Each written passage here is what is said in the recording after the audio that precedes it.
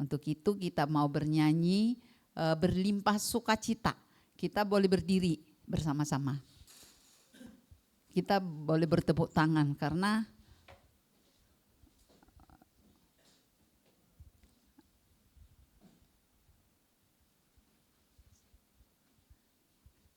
saya menutupi dong kalau gini.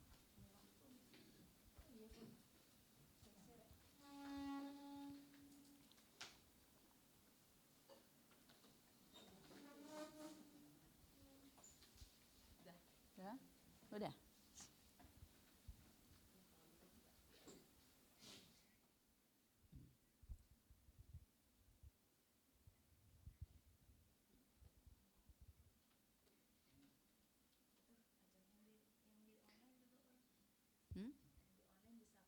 Oh iya. Udah sapa Bapak Ibu yang ikut di sana.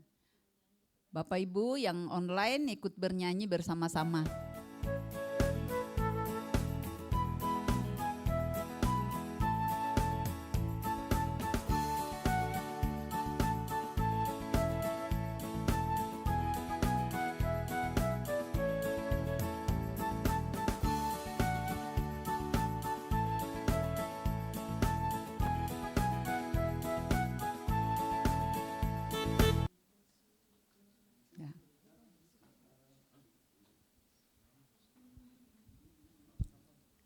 Jadi boleh tepuk tangan ya.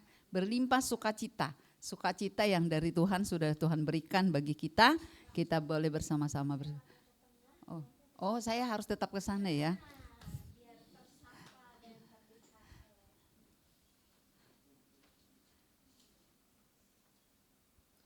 Saya enggak ketutupan itu ya. Oh ya.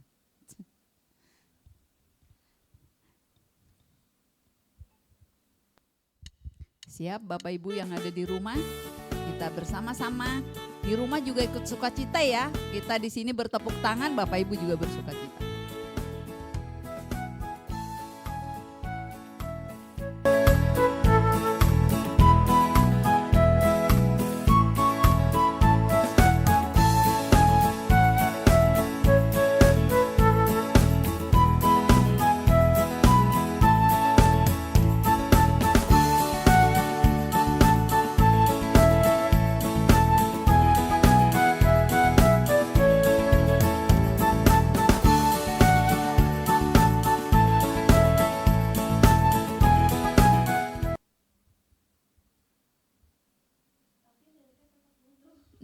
Iya betul, kalau enggak mereka.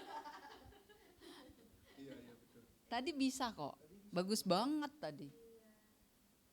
Membuat lebih semangat juga kalau ada musiknya. Sabar ya Bapak Ibu yang ada di rumah.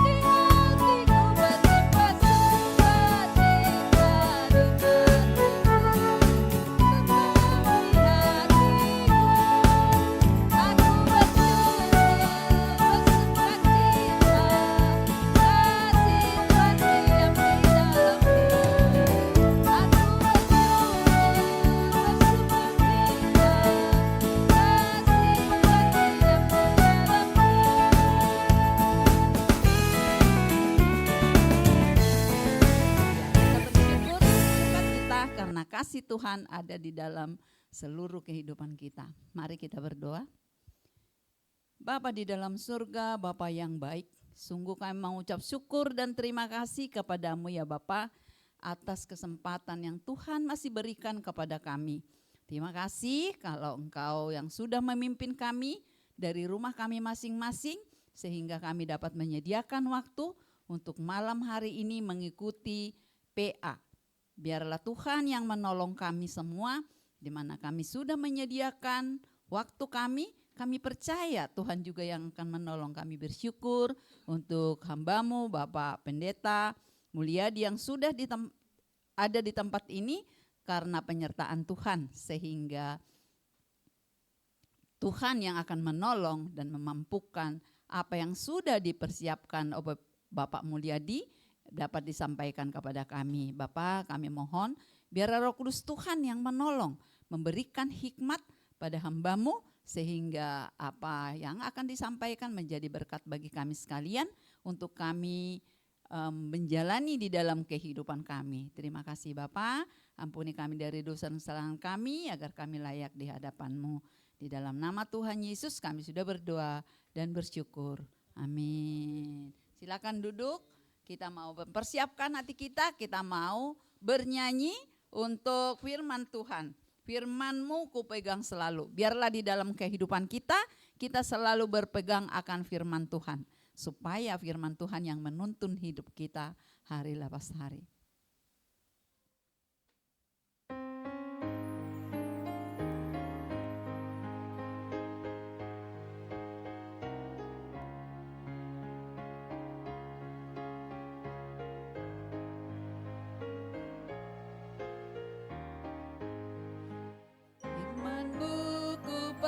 Selalu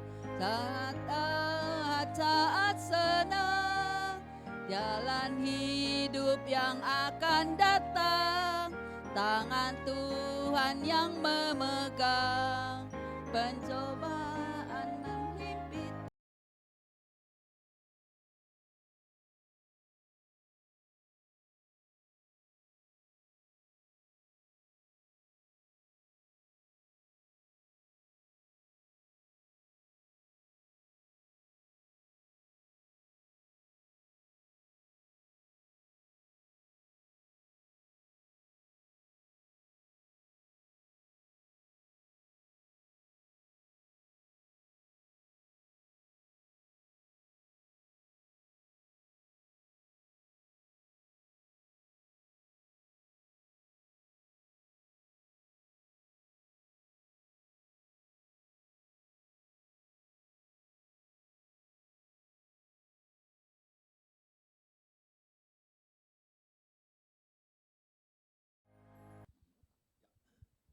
Baik, selamat malam buat kita semua. Juga buat yang di Zoom, kita bertemu kembali di rangkaian Bible Study. Hari ini topik kita tentang iman dan adat, ya. Ada juga buku yang berbicara tentang Injil dan adat secara khusus, mempertemukan bagaimana Injil berjumpa dengan adat. Nah, tapi nanti saya tidak akan hanya soal adat, tapi karena banyak juga urusan adat ini bertemu dengan berbagai hal yang lain, maka sedikit banyak akan berbicara soal tradisi-tradisi yang muncul, sekaligus juga soal-soal yang agak nyerempet ke dunia okultisme. Sedikit saja ya, karena itu di tradisi kita, di adat kita nyerempet-nyerempetnya ke situ. Termasuk nanti sedikit bicara soal dukun dan sebagainya gitu ya. Mari kembali kita bersatu hati berdoa. Tuhan pakai hamba untuk menjadi sarana penyampai firman Tuhan di tengah segala keterbatasan. Namun dengan keyakinan bahwa Tuhan memimpin kami. Karena itu kami bersandar penuh kepada Bapa di surga di dalam nama Tuhan Yesus Kristus. Amin. Baik, apakah slide saya sudah bisa dipindahkan? Oke ya. Nah, kalau sudah masuk ke slide saya tidak kelihatan lagi kan di Zoom ya? Oh, sorry. Nah, loh.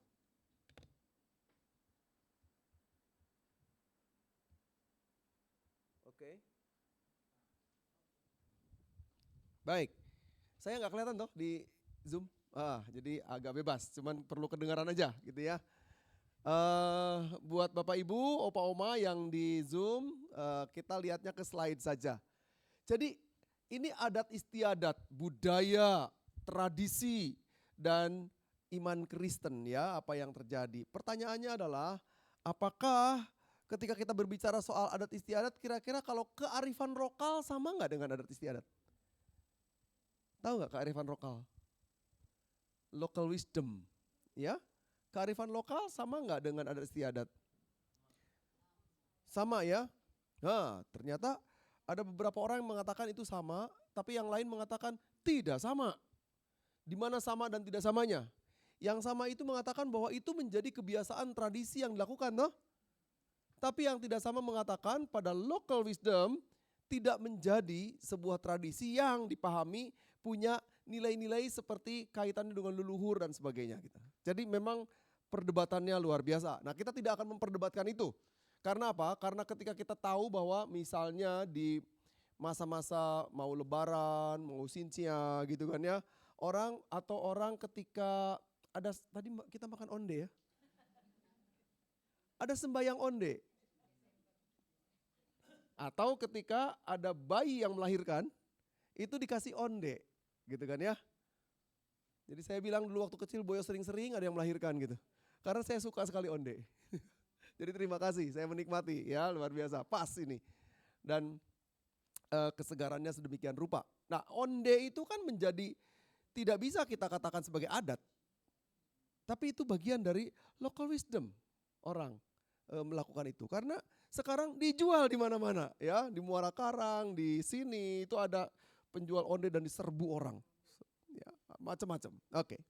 Nah, sekarang kita bicara sesuatu yang ternyata oleh seorang yang bernama Richard Niebuhr, dia menulis sebuah buku yang menarik, judulnya Christ and Culture, Kristus dan Kebudayaan.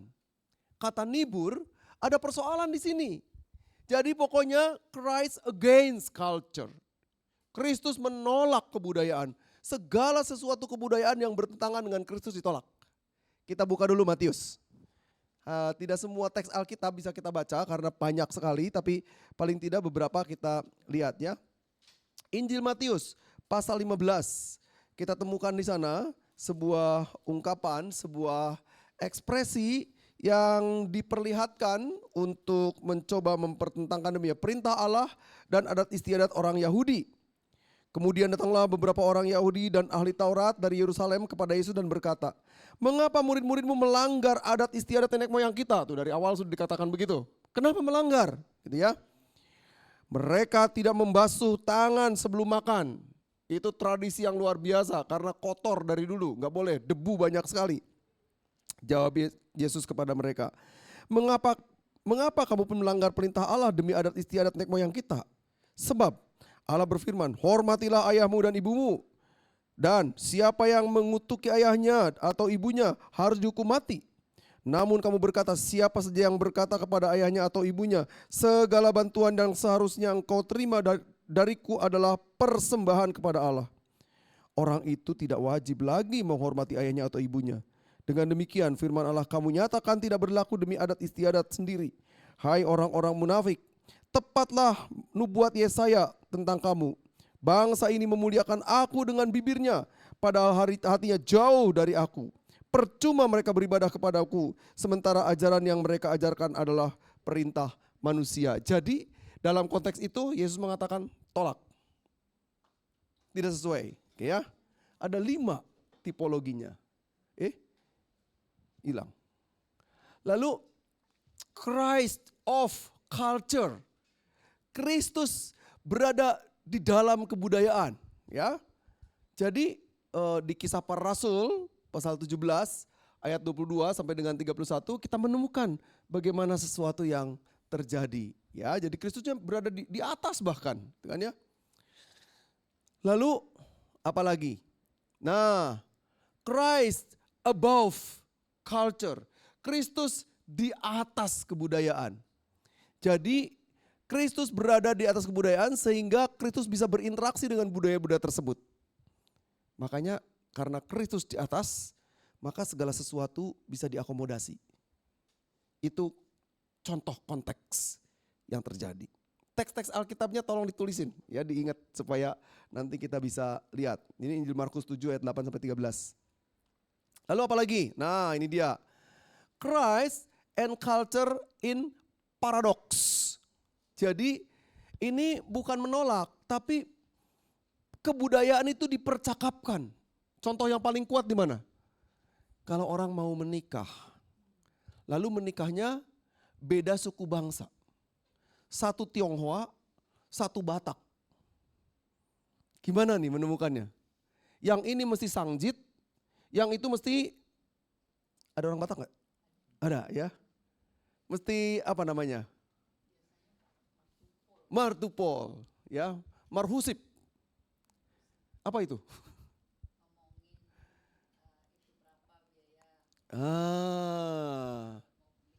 Jadi kalau mau menikah itu para tetua adatnya melakukan apa yang disebut dengan dalam tradisi masyarakat Batak ya, Martonggo Raja. Itu terjadi juga pada saat kematian. Mereka ngobrol gitu. Di tradisi Tionghoa terjadi enggak? Terjadi juga, tapi tidak diupacarakan. Itu di luar ngomongnya. Nanti tahu-taunya yang laki-laki datang bawa seserahan, sangjit. Sangjit ya. Kalau di tradisi masyarakat Batak namanya apa? Sinamot. Nah, ini sesuatu yang dipercakapkan. Pertanyaan saya, boleh nggak anggota GKI Gading Indah sangjit? Ya? Boleh nggak? Boleh nggak Pak? Boleh. Nah kalau nggak boleh nanti boleh nggak pertanyaannya orang Batak anggota GKI Gading Indah Martupol? Boleh. Iya. GKI nggak punya begini. Kita bikinnya beatstone. Ya? Bikinnya di rumah, kebaktian rumah tangga. Ya, kita bikin cuman momentumnya itu. Kalau di gereja Batak khusus itu ada acaranya. Dibuat khusus gitu ya. Nah, undangan pun tertentu. Duduknya pun tertentu. Gak bisa saya masuk kemudian duduk di sini, gak bisa. Itu khusus buat orang-orang tetua dari kumpulan om-om dari mama. Hanya di situ. Saya boleh masuk gak? Gak boleh. Saya mesti menjadi penyaji segala sesuatu. Saya mesti yang melayani. Ya, ada namanya itu dalam tradisi masyarakat Batak. Nah, yang kayak gitu ditolak gak oleh Yesus? Enggak. Enggak. Buktinya apa? Maria dan Marta, yang satu mendengar firman, yang satu melayani. Terus sampai marah-marah. Guru, kok itu dibiarkan saja? Suruh bantuin saya dong, gitu ya. Nah kadang-kadang orang lagi di pesta adat Batak bisa nggak marah begitu? Gua terus nih yang layani dia dong, nggak bisa. Dia tugasnya namanya perhobas. Nah itu contoh. Di tradisi Tionghoa ada nggak yang begitu? Nggak ada, nggak ada. Siapapun yang bersedia ambil bagian gitu ya. Nah, ini contoh-contoh yang terjadi dalam budaya, dalam adat. Dan itu mesti kita siapkan karena gereja akan berhadapan dengan soal-soal seperti ini. Apalagi kalau bertemunya dengan kematian. Nanti saya akan ceritakan sedikit soal kematian. Tapi yang terakhir dari 5 tipologi itu ini yang penting katanya, kata Nibur ya, jauh lebih ini. Karena Kristus memperbarui kebudayaan itu. Dulu GKI susah sekali punya barongsai masuk ke gereja, betul gak? Barongsai gak boleh, sekarang masuk gak? Di beberapa gereja masuk malah. Bahkan hiasan menjelang Sintia, lampionnya ada di mana-mana. Tahu gak kita kenapa lampion dulu gak boleh? Karena lampion itu disimbolkan sebagai pengusir setan dulu ya. Dan ada kalau di tempat kematian itu ada lampion digantung 2. Ada tulisan di situ. Tulisannya apa saya nggak tahu. Wo punen kau ciang fai. Jadi ada tulisan di situ nama, lalu cerita tentang dia sebenarnya. Lalu apa saja nanti akan dituliskan siapa saja yang ciong. Kalau ciong dia nggak boleh datang di hari ini. Misalnya dia meninggal Senin. Ciong Selasa itu kalau sionya sio gu, sio ci, sio ti. Tahu itu?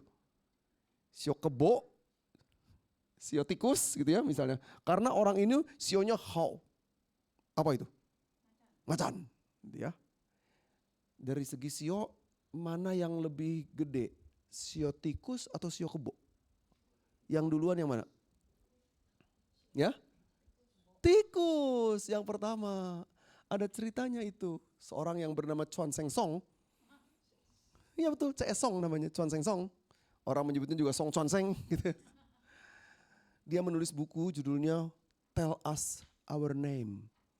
Buku itu telah diterjemahkan ke dalam bahasa Indonesia, judulnya Sebutkanlah Nama-Nama Kami. Dia ceritakan tuh bagaimana awal mula sio terjadi. Gara-garanya waktu itu sang dewata mau mengurutkan urutan antara hewan-hewan. Lalu mereka berurutan sudah. Begitu berurutan, kebo merasa paling gede, dia di depan. Lalu, ngapa? Lagi gatal tiba-tiba. Tikus bilang enak aja, gue juga pengen di depan. Wah ribut mereka. Lalu dewa bilang begini, gini, saya kasih kalian waktu 2 bulan. Kalian turun ke bumi, biar manusia yang mengurutkan, menentukan siapa yang paling besar di antara kalian. Lalu kebo merasa udah gede kan badannya, ngapain memperbesar lagi. Sekecil-kecilnya kebo, segede-gedenya tikus, gedean mana? Gedean kebo.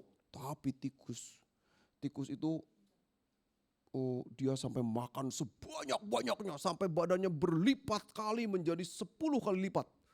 Wah jalannya gede banget. Jalanlah mereka. Gedean mana? Gedean kebo. Tapi karena tikusnya gede, orang-orang pada bilang, wow tikus itu gede banget. Belum pernah saya melihat tikus segede ini. Lihat kebo itu jadi kayak kecil aja kelihatannya. Maka orang mengatakan, tuh kan aku lebih gede kan gitu kan ya. Maka dia urutannya pertama. Cuman gitu doang ceritanya.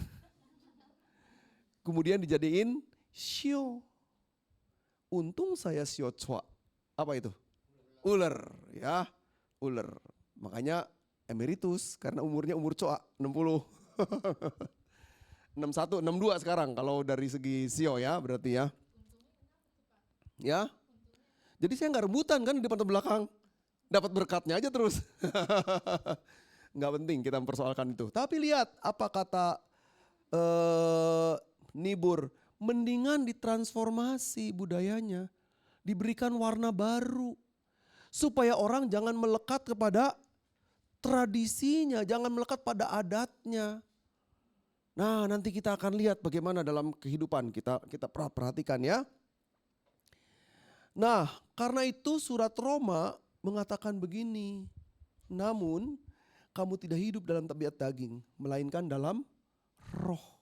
Kita tidak boleh melekat hanya kepada soal-soal yang daging sifatnya. Jika memang roh Allah tinggal dalam kamu, namun jika orang tidak memiliki roh Kristus, ia bukan milik Kristus. Jadi ia akan hidup terus-menerus dengan pola adat, istiadat, dengan tradisinya. Tanpa nilai. Yang tanpa nilai itu begini. Suka ke kuburan enggak? Suka ya? Apa? Ngapain di kuburan? Bersihin kuburan. Lalu tabur bunga enggak? Enggak. Ada yang masih suka tabur bunga? Kenapa tabur bunga? Biar bagus aja, keindahan. Zaman dulu bukan hanya tabur bunga doang. Tabur bunga kasih air. Lalu setelah itu sujud tepai, kemudian doa. Minta supaya orang yang di dalam kubur ini diselamatkan. Nah kerangka berpikir itu kata Nibur harus ditransformasi. Jadi boleh gak ke kuburan? Boleh. Bersihkan boleh? Tabur bunga boleh? Doa boleh?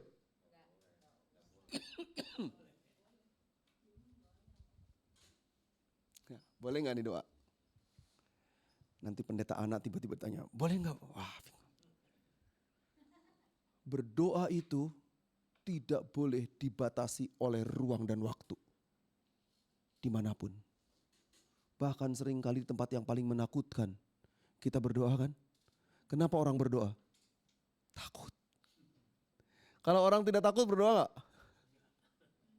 Lebih santai ya. Seorang anak ditanya, kamu kalau malam mau bobo, kenapa berdoa? Kok kalau siang hari kamu mau bobo nggak pernah berdoa? Kita kalau siang hari bobo siang berdoa nggak? Siapa yang berdoa kalau bobo siang? Langsung tidur. Terus kenapa kalau malam mau tidur berdoa? Persiapan. Sepi. Kalau siang nggak sepi Pak? Rame ya? Bisa tidur? Bisa aja. Nah anak kecil dijawab, soalnya saya takut kalau malam. Kalau siang saya nggak takut, maka nggak berdoa. Itu kesalahan berpikir. Jadi di kuburan boleh-boleh saja berdoa, tapi kita tidak boleh mendoakan yang meninggal. Boleh saja kita berbunga sebagai peringatan bahwa kuburan ini ada pemiliknya. Ya. Terus kenapa orang cengbing? Boleh nggak cengbing? Boleh Pak, betul. Tadi kan Bapak bilang bersih-bersih kubur ya. Cengbing itu apa? Bersih kubur.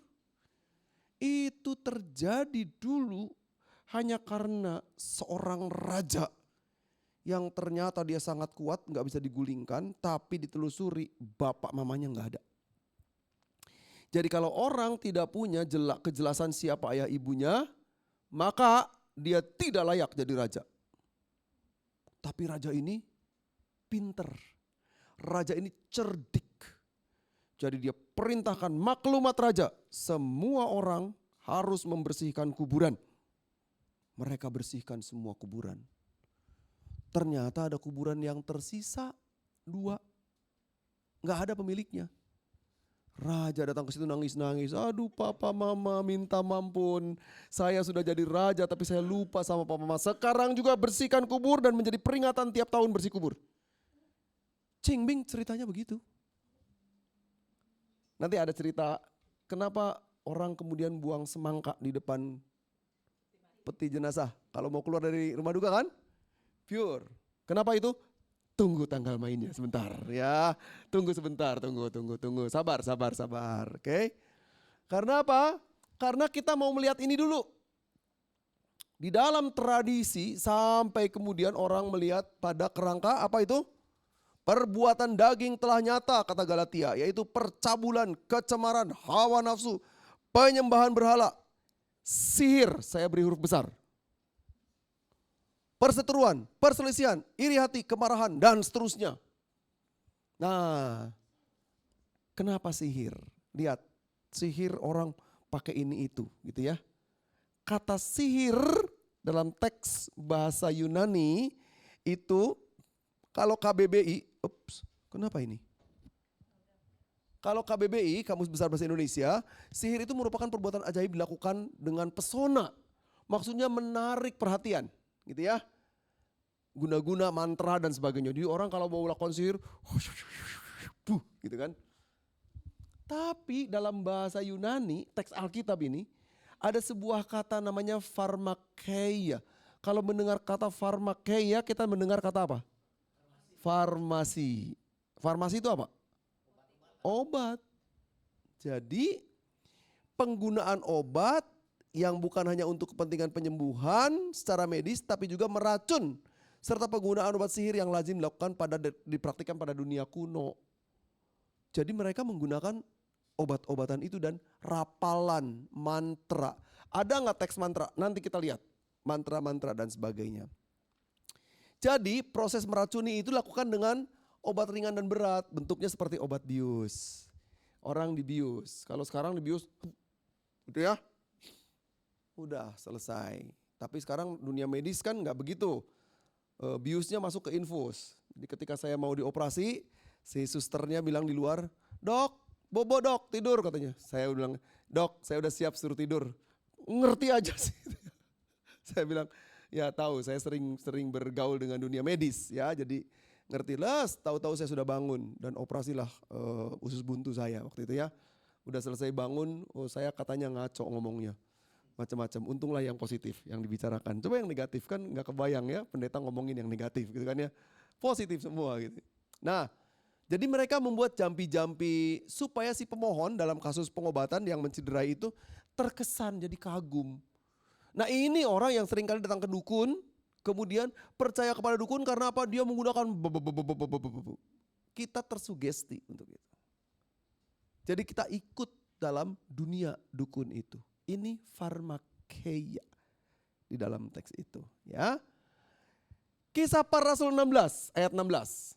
Di situ ada seorang petenung yang dia dibayar. Jadi ada bosnya.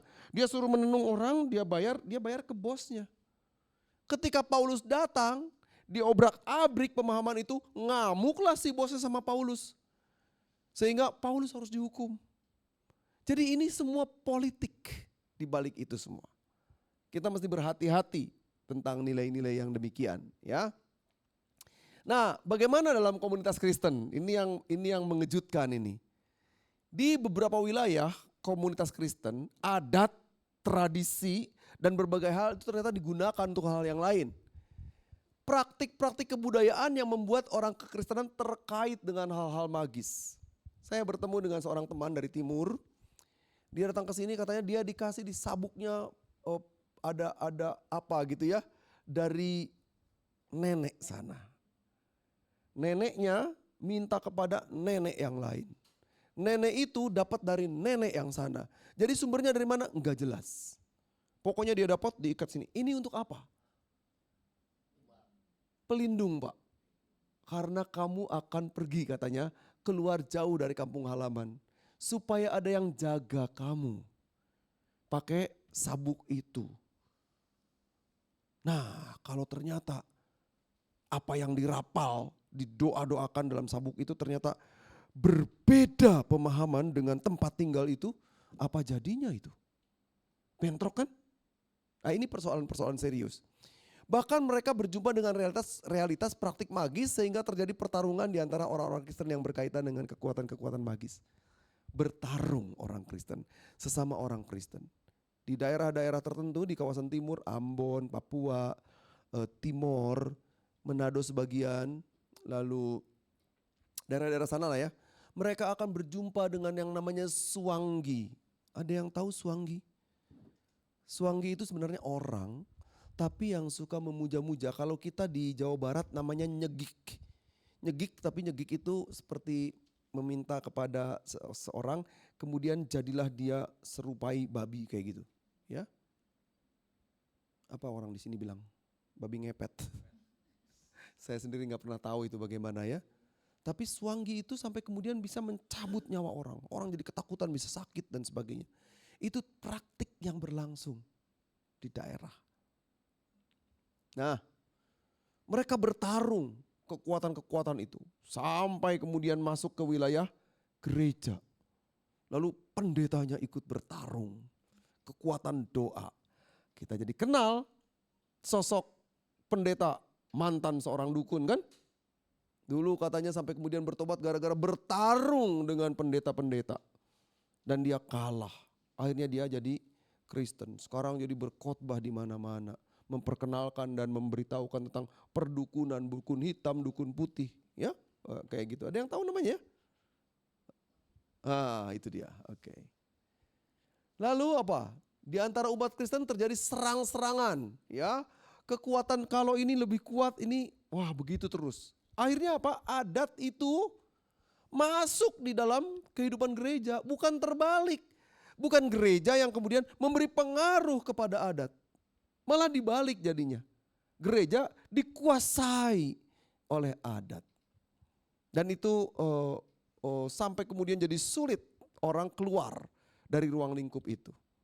Nah ini sangat menyedihkan gitu ya. Tidak jarang para pendeta dilibatkan dalam praktik magis justru dengan menggunakan kekuatan atas nama Allah yang memungkus praktik tersebut. Dia bertarung, berdoa, tapi dalam pertarungannya dia menggunakan media-media lain.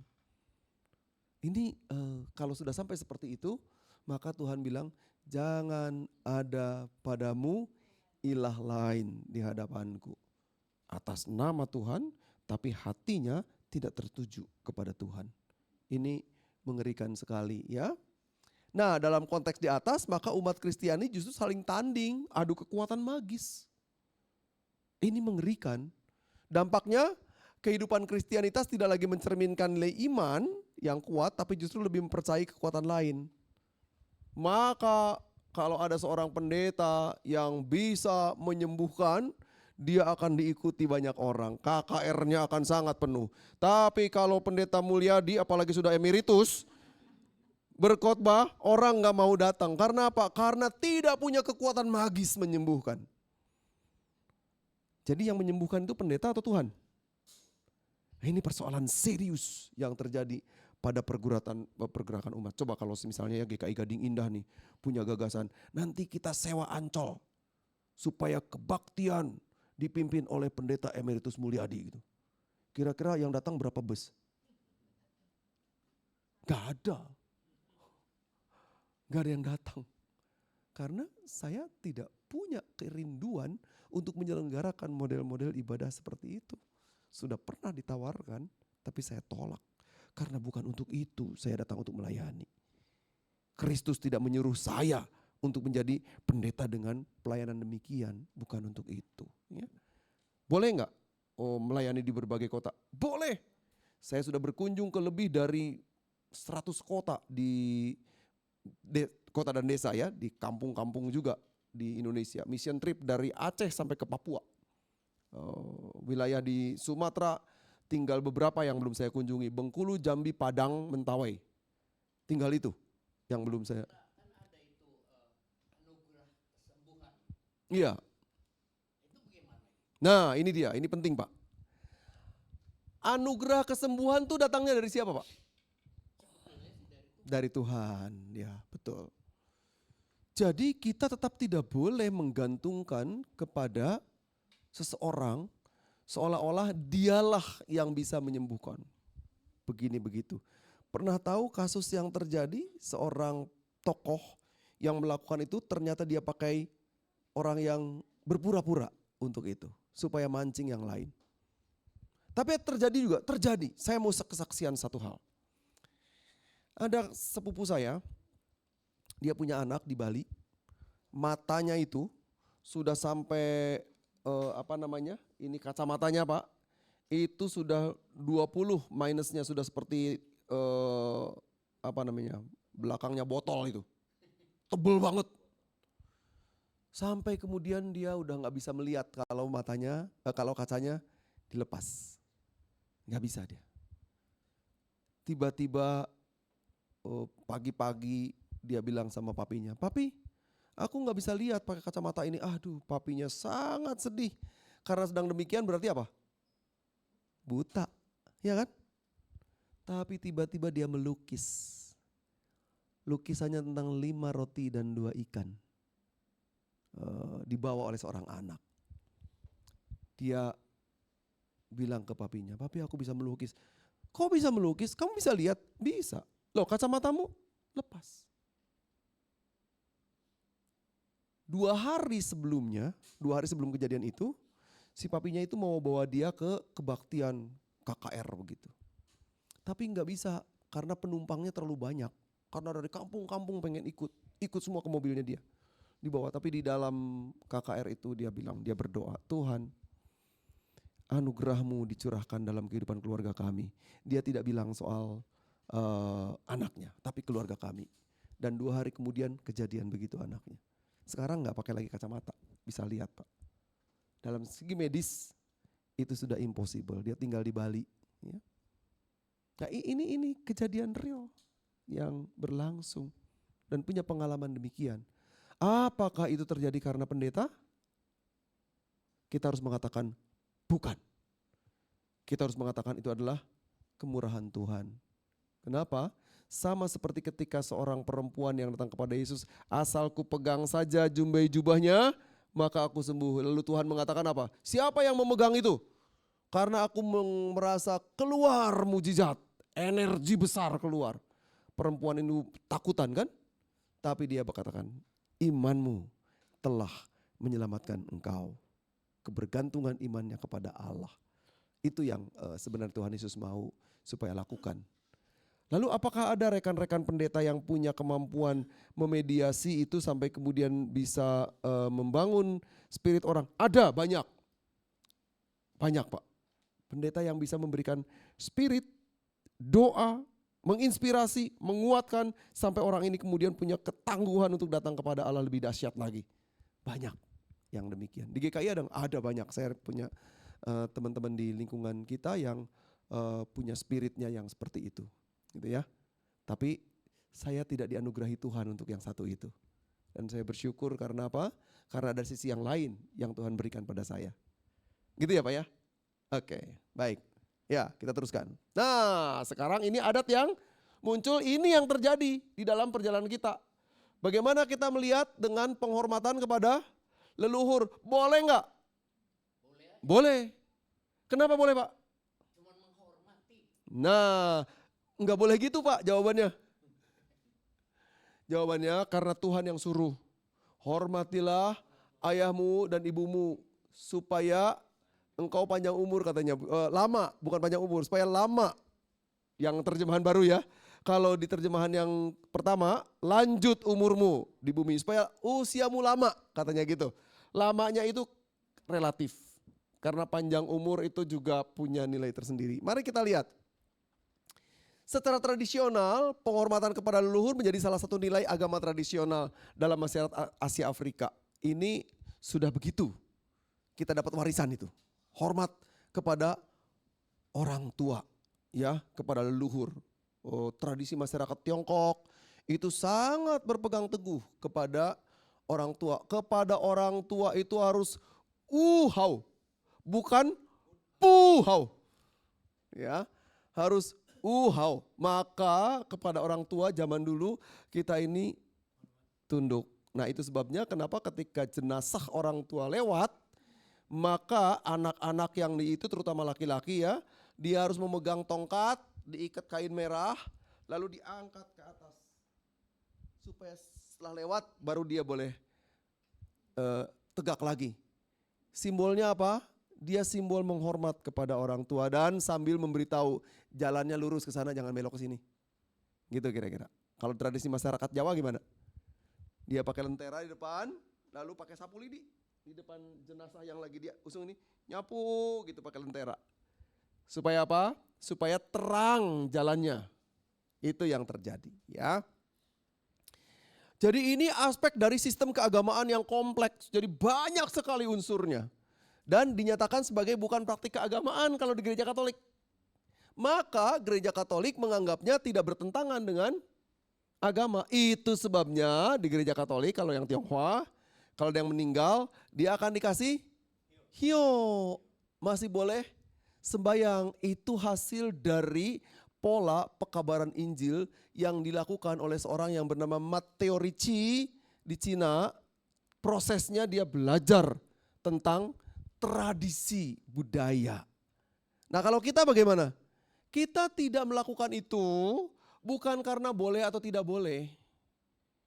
Tapi karena kita tidak pernah bisa tahu apakah orang kemudian memahami atau tidak memahami dengan praktik itu. Coba kalau tiba-tiba Pendeta Mulyadi datang ke tempat jenazah, saya pakai pegang hio ya, lalu saya sembahyang. Kira-kira orang bilangnya apa? Ramai sudah pasti. Padahal dulu waktu kecil, saya itu asistennya engkong saya. Saya masih tahu sembahyang samseng sampai sekarang. 3 meja. Nih ya. Di sini isinya apa? Kalau babi, ikan semua di depan. Sama ayam yang dimasukin kakinya ke dalam itu. Ya, ayam dikodok gitu. Itu saya sampai masih, ya sekarang sih pasti nggak ingat lagi semua lah. Tapi kalau suatu kali saya pernah datang di daerah Tangerang kalau saya nggak salah. Lalu itu ada sembahyang samseng, saya beritahu ke ininya. Namanya penatua lah kalau kita. Saya bilang, itu sayurnya nggak keliru di situ. Yang mana? Yang itu.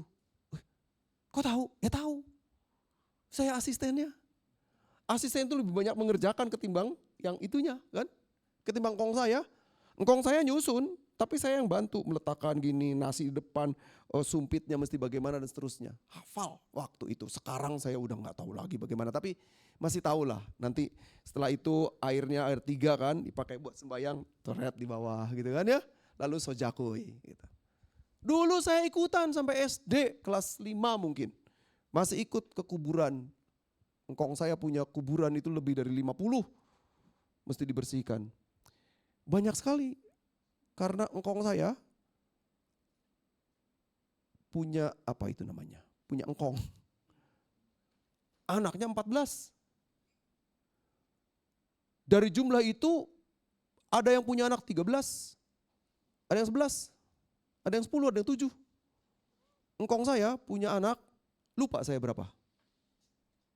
Nah segitulah pokoknya. Tante saya, ii saya, anaknya 13. Saya mah keluarganya kecil. Mama papa saya anaknya cuma 12. Jadi kebayang nggak kalau ke kuburan berapa banyak itu Pak? Penuh. Satu kuburan tuh punya keluarga kami semua. Jadi kalau ke kuburan itu nginep Pak di kuburan malam-malam. Pakai tenda. Dan saya pernah diajak malam-malam. Jam 10 malam. Engkong saya keluar dari tenda itu sama tukangnya. Ngacak ke sana. Mau persiapan buat besok gimana. Begitu-begitu saya kebangun malam-malam. Takutnya minta ampun. Mau nangis gak bisa. Nanti kalau nangis saya malah dijebret sama engkong saya. Karena harus berani. Bayangkan di kuburan mendengarkan bunyi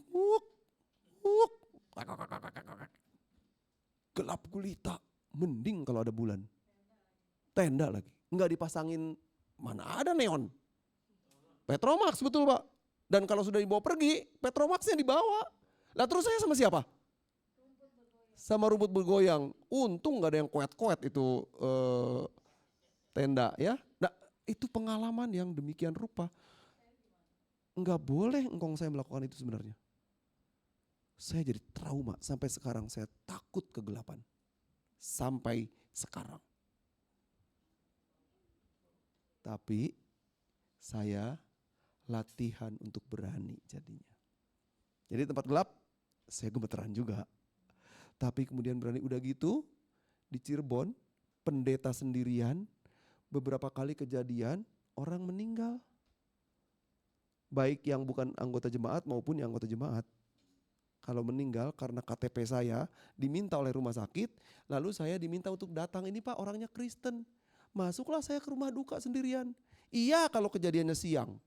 Lah kalau kejadiannya 11 malam.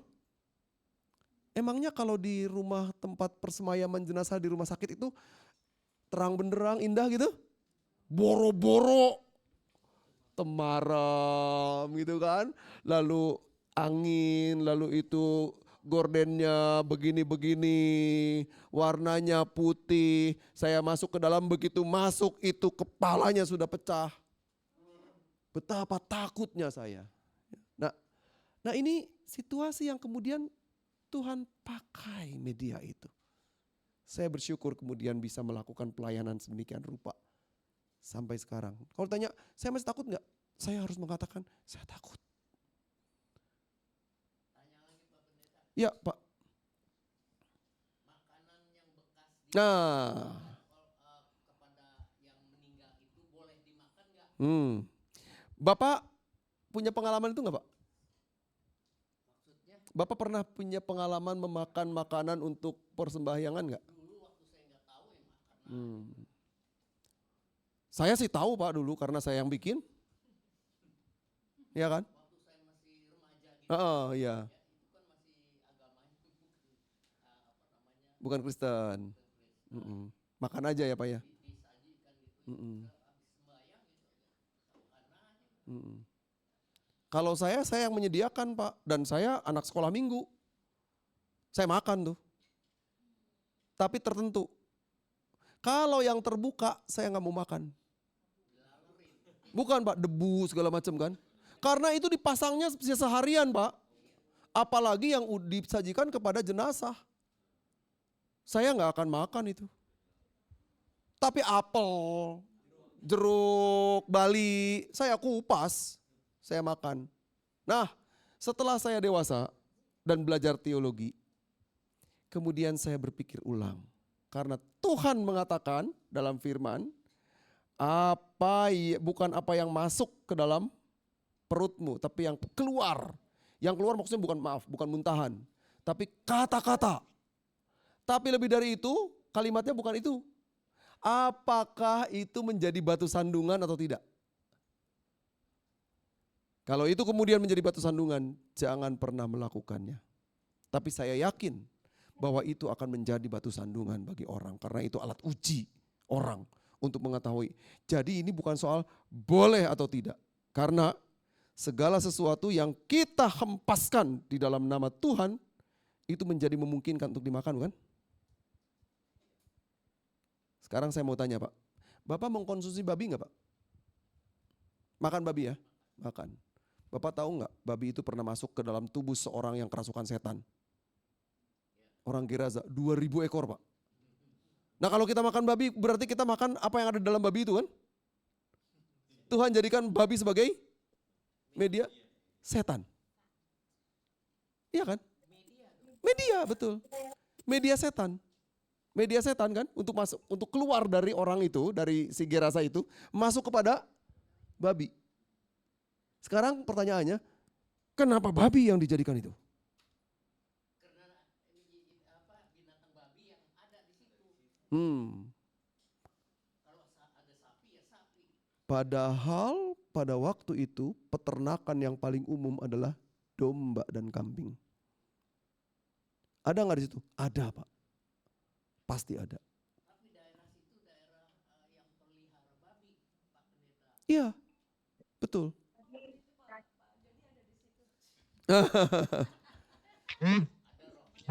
Ya, oh bukan. Jadi Pak, karena itu media yang paling memungkinkan pada waktu itu. Peternakannya bukan hanya babi Pak, pasti. Sebab orang pada waktu itu terlarang memakan babi kan, itu untuk konsumsi khusus. Tapi yang saya maksudkan gini, medianya babi. Nah kalau babi dijadikan media untuk itu, mestinya babi tidak menjadi makanan kita karena itu media yang dipakai oleh Tuhan untuk menggunakan masuknya iblis. Tapi kan kita makan juga, karena enak. Karena itu relatif dibanding dengan hewan-hewan yang lain jauh lebih oke. Walaupun kadar lemak tinggi tapi lemaknya tidak lemak jenuh karena itu isinya kolagen. Ketimbang sapi, kambing gitu ya.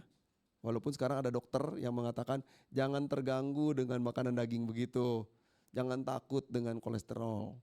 Karena yang takut itu kalau radikal bebas masuk ke dalam tubuh. Tapi itu perlu penelitian. Kira-kira begitu ya Pak ya. Jadi ini bukan soal boleh atau tidak. Apakah itu menjadi batu sandungan atau tidak? Di situ konteksnya. Kalau itu ternyata jadi batu sandungan, termasuk gerak hidup kita. Apakah gerak hidup kita ini menjadi batu sandungan? Maka jangan dikerjakan. Kalau ternyata itu menjadi batu sandungan. Contohnya, ini saya boleh gak ya minum bir? Minum alkohol. Boleh gak minum alkohol? Boleh. Perjamuan kudus juga pakai. Tapi kalau itu jadi batu sandungan Pak, dilakukan gak? Kalau orang ada, udah kamu ini gak bener deh. Kita lakukan gak? Saya tidak akan lakukan. Maka saya katakan, perjamuan kudus tidak akan terhambat oleh alkohol. Kita bisa gunakan teh atau air mineral biasa gitu ya. Kenapa anggur? Kita ikut dari pola yang pertama. Dan jumlahnya gak banyak. Maka di daerah-daerah tertentu perjamuan kudusnya itu pakai perjamuan meja Pak. Anggurnya satu untuk semua. Satu mangkok untuk semua, gede. Satu orang akan makannya kan gelek dikit. Tapi orang yang karena saking nikmatnya, minumlah gogok. Itu tidak lagi menjadi berkat Pak. Karena orang-orang mungkin yang ketawa gitu kan ya. Tapi orang yang lain mengatakan dasar pemabuk. Kan jadi batu sandungan perjamuannya. Jangan begitu maksudnya. Ya, baik. Karena itu ada seorang yang bernama Herbert Spencer mengatakan agama-agama awalnya katanya penghormatan kepada leluhur. Spencer mengatakan dari segi sosiologi ya. Karena itu sekarang kita lihat praktik penghormatan kepada leluhur di tengah budaya masih menghiasi kehidupan masyarakat kita. Masih ada saat ini. Buktinya apa? Ditempelkanlah foto-foto khusus. Kalau saya punya latar belakang engkong saya Konghucu, maka foto-foto khusus masih ada gitu ya. Tapi sekarang udah nggak ada lagi karena meja abunya juga udah nggak ada. Hyolo-nya udah nggak ada. Jadi udah tidak bisa lagi kami lakukan itu. Nah ini, mari kita dengarkan sedikit kisah Li Simin. Kaisar pada dinasti Tang, dia mendapat kekuasaan melalui kudeta. Sempat mati suri, tapi kemudian dalam mati suri itu dibalikin ke dunia. Waktu mati suri, dibilang begini, kamu belum waktunya mati, pulang. Nah ketika dia pulang, mau pulang itu, dibilang ini, di sini orang semuanya panas sekali kehausan. Jadi kalau kamu mau kembali ke dunia, kamu janji. Bawa sesuatu ke sini, buah-buahan yang berair. Yang mana buah-buahan yang berair? Pilihannya. Semangka, pepaya, melon, yang paling berair, jeruk, satu lagi Pak, yang paling berair, kelapa sebenarnya. Tapi kelapa tuh susah sekali bukanya kan, ada sabutnya dan sebagainya. Nah maka yang ini yang paling mungkin kan, maka jenazah ketika mau keluar dijeret gitu, supaya di sana dia bisa minum. Bayangkan itu. Dari segi tradisi ceritanya seperti itu. Tadi kita sudah lihat Qingbing, sekarang kita lihat proses yang demikian, ya. Nah, juga tadi saya sudah berjanji untuk mengatakan perdukunan. Ada seorang yang bernama Pierre Félix Bourdieu. Ia mengatakan begitu, perdukunan itu aktivitas kita sebenarnya. Karena apa? Karena masalahnya ini kultural kapital, tapi sekaligus juga kebiasaan mereka karena masalah pendidikan, ekonomi dan sebagainya yang tidak terlalu cukup. Jadi mereka datang ke orang-orang pintar untuk mendapatkan sesuatu. Di tanah Batak namanya apa Nang? Datu. Dan itu perlawanan antara Nomensen dengan datu-datu itu. Ia memenangkan itu. Maka pada waktu itu ada sebuah kesepakatan. Kalau orang kalah, maka dia mesti ikut. Jadi saya agak khawatir juga kalau Nomensen pada waktu itu kalah. Nggak ada tuh orang Kristen di tanah Batak. Sekarang sebagian masih ada juga orang yang tidak Kristen toh di sana. Namanya jarang ya, sedikit. Itu dalam satu tradisi namanya Ugamo Malim, namanya Parmalim. Nah, di Jawa juga ada. Maka di Jawa muncul juga pemahaman tentang Sri and Christ. Dewi Sri dan Yesus Kristus. Lalu orang Jepang menerjemahkannya, Masa Otakenaka, mengatakan antara Allah dan nasi. Pada sebutir nasi, Allah hadir di sana. Karena itu setiap kali orang makan, dia mesti mengingat bahwa Allah memberikan pertumbuhan pada beras ini. Supaya menjadikan kehidupan kan. Dan itu kekuatan yang luar biasa. Oke. Mari Pak, boleh Pak. Kalau mati suri apa sih? Mati suri itu kayak orang sih kayak pingsan Pak. Tapi detak nadinya hilang. Jadi kematian itu kan ditentukan oleh dua hal Pak. Otak meninggal tapi jantung berdetak. Maka dia belum mati. Atau jantungnya berhenti tapi otaknya masih berfungsi. Kelihatannya dari mana? Ada dari satu sistem di grafik monitor. Itu masih kelihatan. Maka dia tidak bisa disebut mati. Tapi mati suri itu orang kayak mati, tapi sebenarnya dia belum mati, hidup. Jadi dia bisa bercerita apa yang terjadi. Itu saya pernah bertanya kepada seseorang pendeta, dia pernah mengalami sebuah situasi koma cukup lama. Saya tanya, "Yuk alami apa?" "Saya enggak alami apa-apa. Tidur lelap sekali." Tapi ada seseorang lain yang saya tanya ketika yuk koma juga, karena saya mau tahu ya, tidak penelitian, hanya ngobrol saja. Dia koma, waktu koma yuk rasakan apa? Saya terbang tinggi sekali. Dan saya menjalani kenikmatan pada terbang itu. Terus kenapa tiba-tiba kamu balik? Karena tiba-tiba ada daya tarik di dalam tubuh saya untuk balik. Dan dia kembali, lalu saya terbangun, dia bilang. Nah kenapa dokter tidak menyatakan dia meninggal? Karena secara medik dia belum meninggal. Itu kondisi seperti mati suri Pak. Seperti pingsan tapi lewat dari pingsan. Kalau pingsan kan seluruh anggotanya masih ada reaksi gitu ya, ada interaksi gitu. Kalau mati suri hampir tidak ada reaksi. Tidak terjadi Pak. Hampir seperti kematian tapi masih ada kehidupannya. Biasanya kalau saya ngeceknya pakai kaca cermin Pak. Saya kasih di mulutnya. Kalau dia berembun, dia masih hidup. Itu latihan yang saya dapat dari perawat jenazah di rumah sakit.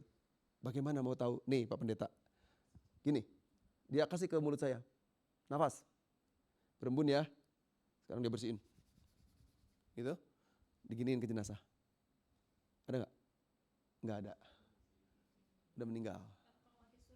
Mati suri ada.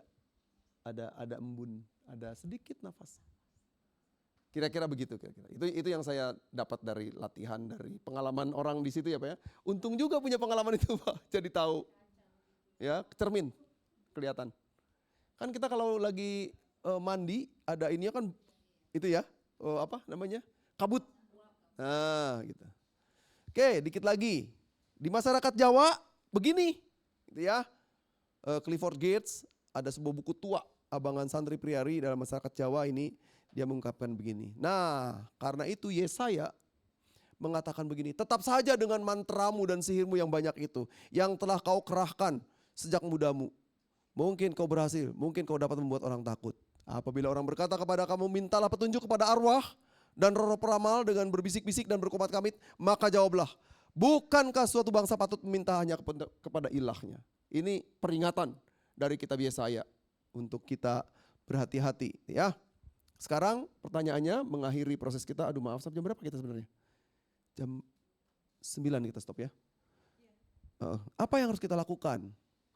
Mulai menekuni hidup sebagai anugerah Allah. Lihatlah karya Allah dalam hidup kita dan sayangkan diri agar tidak jatuh ke dalam cobaan yang menghancurkan. Mulai bersikap rendah hati dan bebaskan diri dari kesombongan. Kenapa? Kesombongan kok tiba-tiba muncul? Karena orang seringkali, oh saya gak takut sama gini-gini. Saya berani, begitu dikasih satu pengalaman demikian gubrak dia pingsan. Ada gak yang begitu? Beberapa kali saya menghadapi orang yang demikian. Oh, sombong sekali dia tahu ketika dia tiba-tiba pingsan saya tanya, kenapa dia? Iya dia tiba-tiba dikejutkan di sebuah malam gitu. Kayaknya dia mendengar sesuatu katanya, gubrak. Jangan sombong jadi orang gak boleh. Saya harus mengaku, saya penakut. Tapi saya tidak boleh hilang dengan itu dan tapi juga tidak boleh sombong. Tiap kali saya berdoa, Tuhan tolong. Jadi kalau jebret ini tiba-tiba mati lampu, saya bisa keringetan. Takut. Trauma, betul. Trauma. Ada gara-garanya. Dari kecil, engkong saya dan juga kakak saya, beberapa orang dewasa nakut-nakuti saya terus. Dan saya pernah dihukum, dimasukkan ke dalam gudang. Jadi ketahuan kan bandelnya waktu kecil. Makanya yang bandel-bandel itu yang jadi pendeta. Yang baik-baik mah jadi insinyur. Nah karena itu ini adalah pengalaman saya Bapak Ibu. Please tolong jangan takut-takuti anak-anak. Awas lo di situ ada genderuwo. Genderuwo itu apa sih? Saya mau tanya, siapa yang pernah lihat genderuwo? Gak ada. Awas lo. Awas lo ada kilong wewe. Awas ada suster ngesot. Kasihan suster-suster itu. Jadi jangan, ini televisi kita di zaman beberapa tahun lalu jelek sekali pembinaannya. Buruk betul. Uka-uka. Dunia lain. Dan itu ratingnya tinggi banget, penontonnya banyak. Aneh, orang takut tapi lihat. Ini orang Indonesia tipikalnya begitu. Dan senang sekali kalau orang takut ngeprank dengan yang gitu-gitu ya. Please hentikan itu semua. Bapak Ibu saya mohon titip pesan.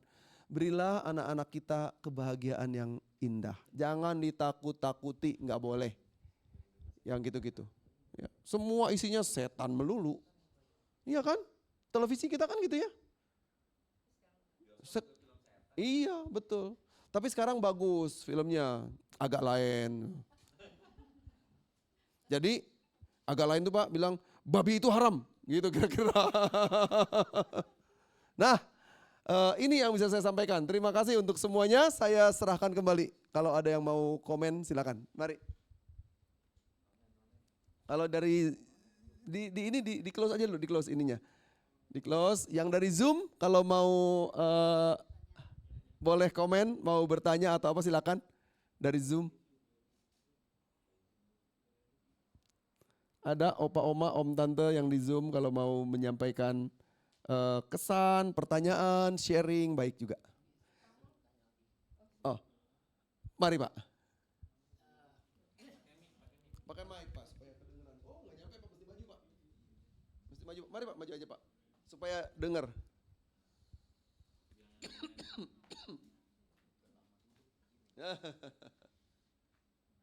Ngadepnya ke situ Pak supaya semua lihat. Nah.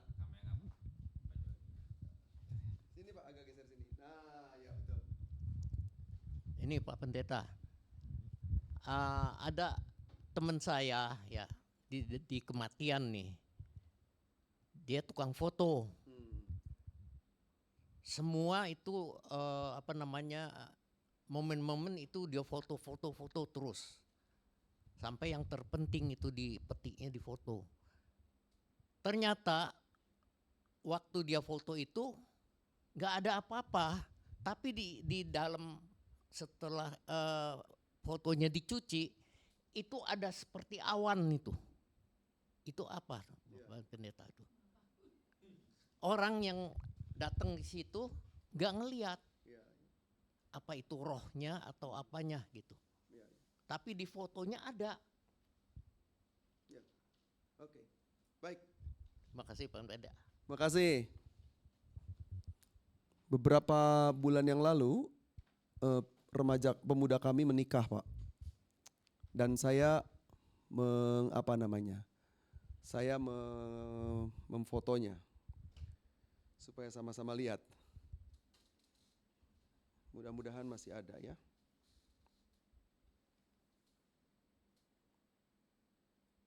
Bentar, kita buka Pak. Jadi itu mesti ditelusuri dulu secara teknis Pak. Dari teknis fotografi mesti dibuka apa itu isinya gitu kan ya. Wah.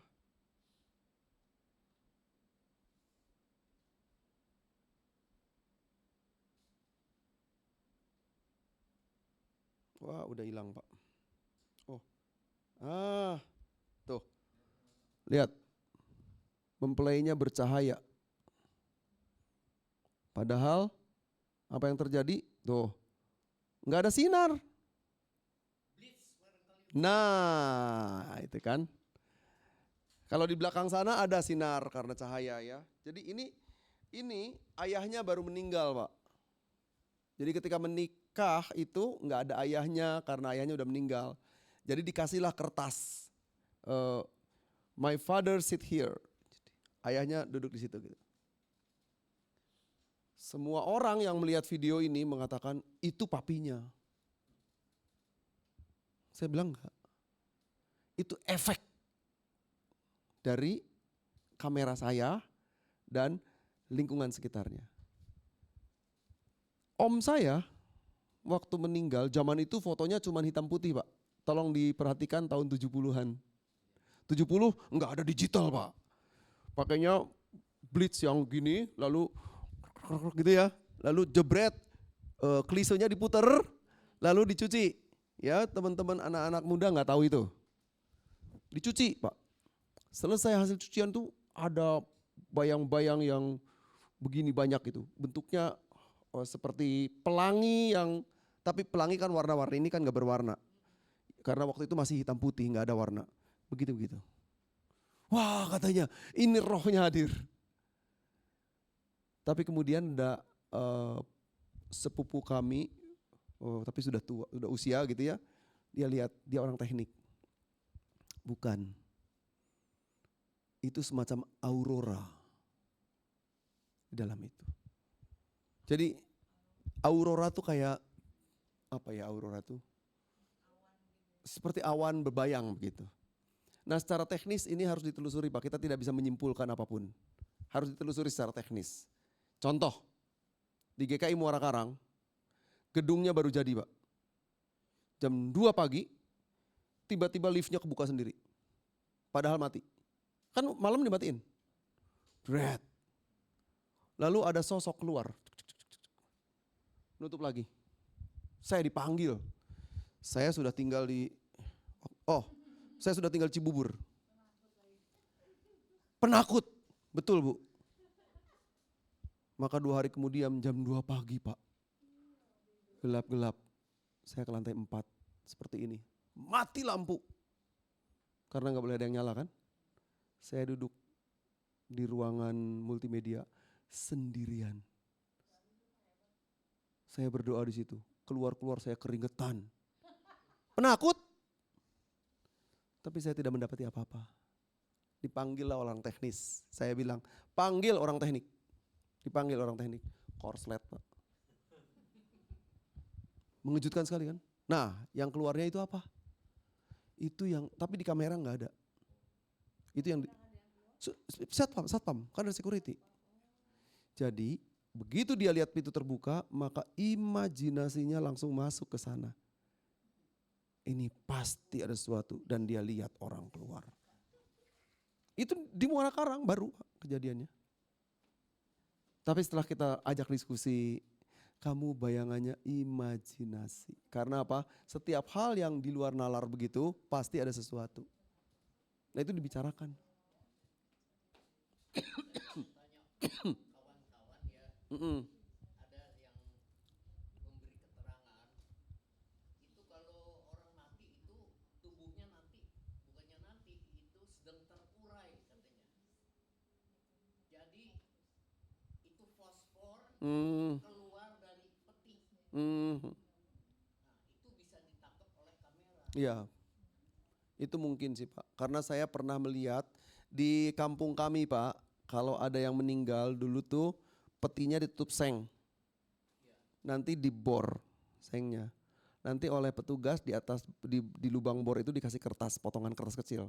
Nanti diurut, seret. Si kertas itu ngapung, bup, bup, bup. Karena udaranya sedang dikeluarkan. Setelah selesai dipatri supaya kopong. Karena sebelum ditutup itu jangan sampai melembung si sengnya, udaranya dikeluarkan, dikasih api supaya kebakar kan, keluar gitu gasnya. Satu kali kejadian tuh, udah kan kalau di kami diikat juga Pak, ditutup, lalu diikat karena nanti setelah ditutup diikat tuh disimpan lagi masih 3-4 hari lagi di kuburnya. Lama kalau di kami seminggu bisa. Nah itu pernah terjadi si petinya wuk gitu ya. Nah kalau udah kayak gitu kami kabur dah. Lari saya. Takut.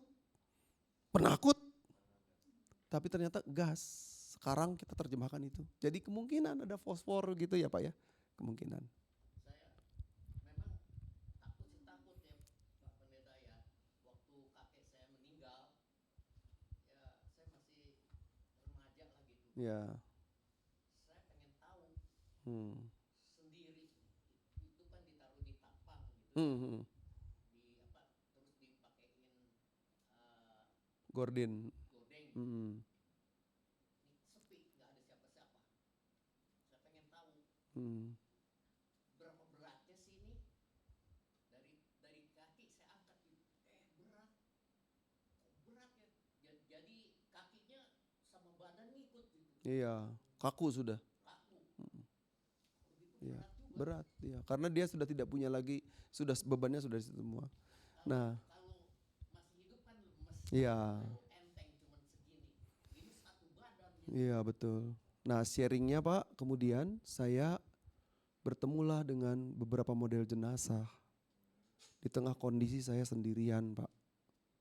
Si penakut ini ngurus jenazah sendirian. Jadi itulah anugerah Tuhan. Dengan ketakutan yang luar biasa. Dulu kalau ada yang meninggal Pak, kalau saya pas datang ngeliat gitu, pulang-pulang saya gak bisa tidur. Gimana caranya supaya bisa tidur? Saya nyelip di antara adik saya. Nanti ditutup pakai selimut ke sini. Adik saya terbuka gitu kan ya. Pagi-pagi tahu-tahu sudah ngompol. Itulah saya. Adik saya yang kena ompolnya saya. Karena saya udah gak akan kuat lagi menghadapi itu. Nah sekarang suruh menghadapi jenazah ya saya hadapi. Takut gak? Takut juga. Saya harus akui takut.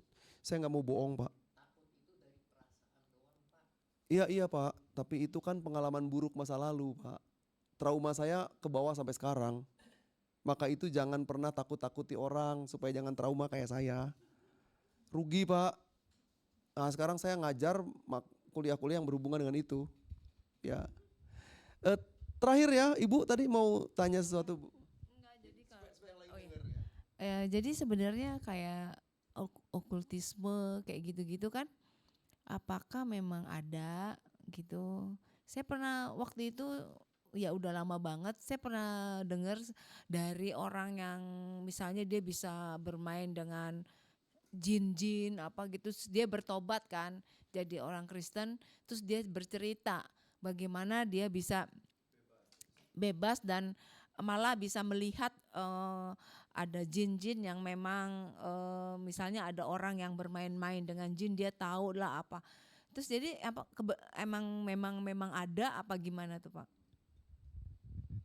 Ya terima kasih. Ini terakhir ya. Oke. Jadi sikap pertama yang mesti kita lakukan adalah skeptis. Jangan percaya dulu. Tapi juga tidak boleh kemudian mengatakan, no aku nggak percaya. Aku percaya atau tidak percaya, bukan itu. Skeptis. Lalu kita menentukan sikap dengan terus bersandar pada keberserahan kita, pada realitas bahwa kita ini rapuh, kita ini lemah. Karena itu minta pertolongan Tuhan, itu yang selalu saya lakukan. Dan saya tidak akan pernah berhenti berdoa Pak kalau saya ke ruang jenazah sampai sekarang. Ya, kalau saya ke rumah duka, bukan ke rumah duka ya, ke ruang jenazah, kalau rumah duka mah udah rame. Di ruang jenazah, rumah duka mah perang benderang dah, asik dah. Udah ada bubur kacangnya segala macam kan. Coba di ruang jenazah tuh, ruang pemulasaraan. Saya begitu masuk tuh udah, saya harus kuatkan hati dulu. Saya berdoa untuk itu, mohon kekuatan. Tuhan, saya lemah. Itu sikap skeptis saya. Nah ada gak pengalaman itu? Banyak Bu, banyak sekali. Bertemu dengan ini itu, nah saya harus membedakan dua. Yang sungguh-sungguh punya pengalaman demikian atau yang berpura-pura. Membedakannya ya gampang sebenarnya. Nanti akan kelihatan dari ekspresinya. Itu kelihatan. Kalau dia kemudian dari ekspresi sangat menunjukkan satu wajah, mimik dan sebagainya, itu akan ketahuan bahwa itu sungguhan. Tapi kalau yang begini-begini, ini palsu. Jadi saya menangani orang kesurupan berkali-kali, saya tahu betul dia palsu. Kalau udah palsu gitu, gampang Bu, saya cubit aja ininya nih. Kalau dia jadi sakit, main-main kamu. Tapi kalau yang sungguhan, mungkin pendekatannya ada psikologi, ada yang teologi, macam-macam. Oke, terima kasih. Saya kembalikan, mari. Nah. Kayaknya monggo Pak, silakan langsung doa. Ya. Baik. Kita mau doa penutup, apakah ada pokok-pokok doa? Yang secara khusus mau dibawakan? Nah. Ibu Mila ya. Oke. Kita minta pertolongan Tuhan supaya jamahan Tuhan melalui berbagai upaya yang baik ya.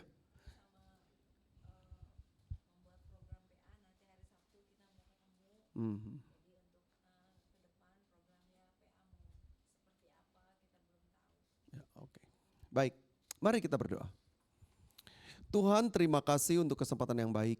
Kami mau belajar bersama dengan rekan sahabat kami untuk mengenali karya Tuhan melalui perjalanan hidup kami. Berdoa bersama-sama untuk rekan-rekan kami di tengah segala pergumulan yang dihadapi dalam sukacita mereka. Ya Tuhan, kami mengingat untuk Ibu Mila di tengah kondisi kesehatan yang membutuhkan perhatian. Bersama dengan upaya-upaya yang baik, kami sandarkan kepada Tuhan. Karena kami percaya jamahan Tuhan akan menopang. Kami ingin mengingat juga untuk rencana yang kami siapkan. Tim kami akan menyelenggarakan rapat pertemuan terkait dengan model yang akan dilakukan. Bahkan juga menyusun tema-tema pada Bible Study mendatang. Mohon hikmat Tuhan supaya semua dapat dilaksanakan di dalam anugerah Tuhan. Terima kasih untuk segalanya, malam menjadi bagian kami sambut dengan penuh syukur, kami bersandar kepada Bapa di surga, dan kami akan kembali ke tempat kami masing-masing, tangan Tuhan menopang. Amin. Terima kasih, selamat malam juga buat yang di Zoom, terima kasih, Tuhan berkati. Oh, foto dulu. Oke.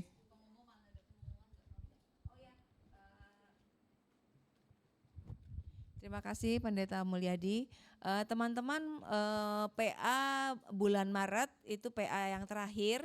Mungkin nanti akan ada pengumumannya, tapi kita tidak mengadakannya di sini. Rencananya kita PA mau diadakan di rooftop.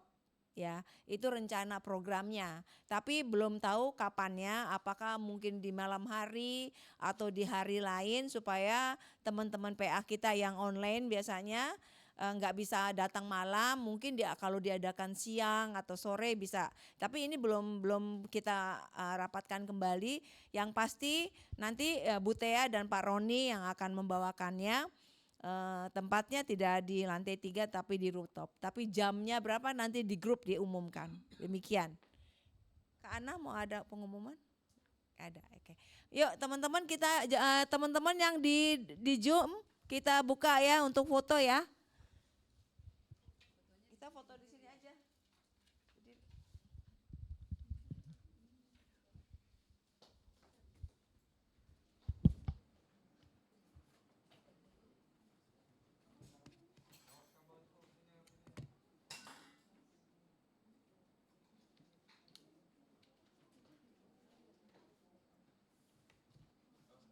Oke. Yuk, yuk, yuk.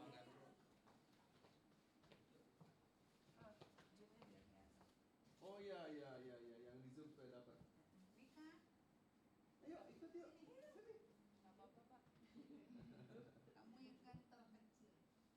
Kamu peserta muda.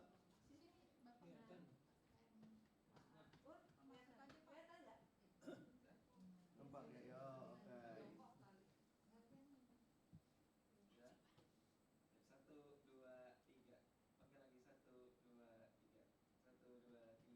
Oke, terima kasih. Terima kasih buat yang di Zoom.